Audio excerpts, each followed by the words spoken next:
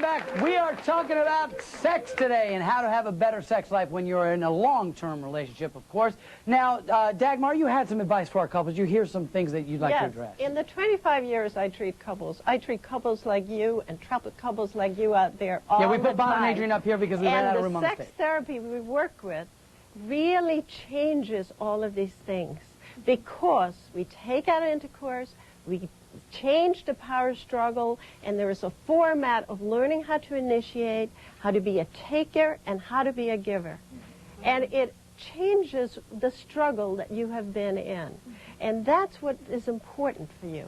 And it's important also for a couple to know that just because you put on the saran wrap and meet him at the front door, he may get totally turned off.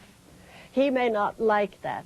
And there are many people who get frightened when you introduce all these things. So you have to kind of check with each other. Yeah, that's a good point, is that don't assume that just because you're a guy, ladies, don't assume just because men are supposed to have this, huge appetite for sex, that you can just stand there naked in front of the man and we're going to be ready. Taking it down to something more playful, maybe diverting your interest might help. And joining us now are Ellen and Michael Albertson, known to many as the cooking couple. You may ask, well, are we doing cooking or are we doing sex? They say there's a lot to do with both. They've just released a new book called Food as Foreplay, which says you can jumpstart your sex life right in your own kitchen. In other words, you know the real meaning of a Happy Meal. And if you're lucky, you'll supersize it, right? Okay. Ellen and Michael, tell us what you mean by your food as foreplay concept. Well, actually, we wrote the book because we have such a great time together in the kitchen. So food really is foreplay for us. It's the way that we spend quality time together. It's the way that we have fun. It's the way that we really ignite romance.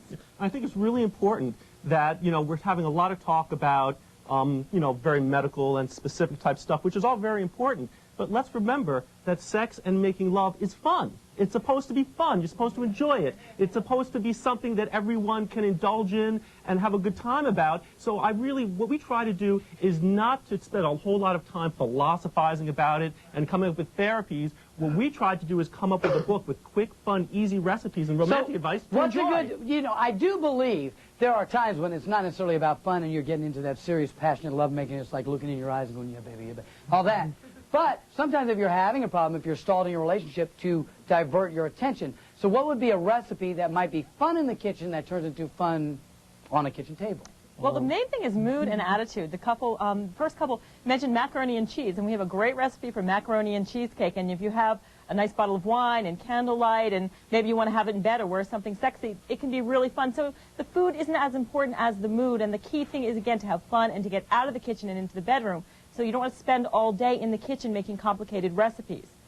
Although Adrian and Bob should read this book, because since you're falling asleep at the dining room table anyway, Bob, we can get the food and everything right there. 11 and 12 o'clock at night. Oh, at 11 and 12 o'clock at night. After I've done the dishes. After you've done the dishes. Oh, you see, the key thing is cleaning up means showering together, not doing the dishes. Sometimes that's what I feel like. I'm always initiating things, and sometimes you just have to give up something else so that you can give to each other. Yeah. It's really important that you don't let, chores like the dishes or this has to be done, that be done, get in the way. Because when you're making love and you're telling someone that you love them through that physical act and you're trying to nurture someone with that physicality, that's a heck of a lot more important than the dishes. And you also tell them that they're number one. Yeah, well.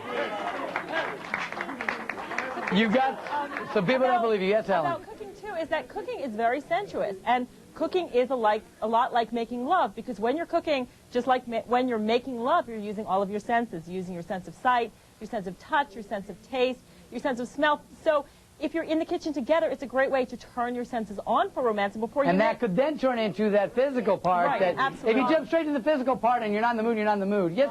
Yes. One of the most important things, and I couldn't agree with our cooking experts more, is foreplay. Foreplay.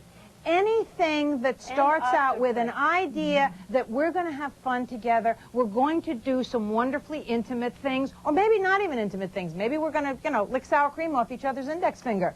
But anything that starts... You said that'll work. Anything that chocolate for licking. Chocolate's better for licking? And actually, stickier the better if the truth is known. But and much lower in cholesterol.